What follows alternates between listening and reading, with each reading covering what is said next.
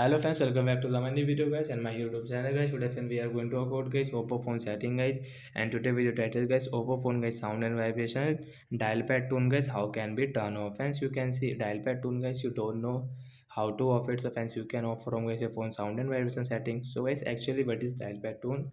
Now first of all we will talk about. So friends, when we on guys our dial pad and when you enter any number in your dial pad, then get this background sound guys, we call it guys dial pad tone. And once you want to off guys, you don't like this tone, so once you can off guys your phone setting guys. So once open your phone setting guys, after on phone setting guys, you can see guys your Oppo phone guys phone sound and vibration guys, click on guys phone sound and vibration, and guys again scroll it. Friends, you can see this tab setting. So guys, where is dial pad? Friends, you can see haptics tone setting is tap here. Friends, you can see dial pad tone is on, so guys you can off from here. After guys, come on guys your phone dial pad setting.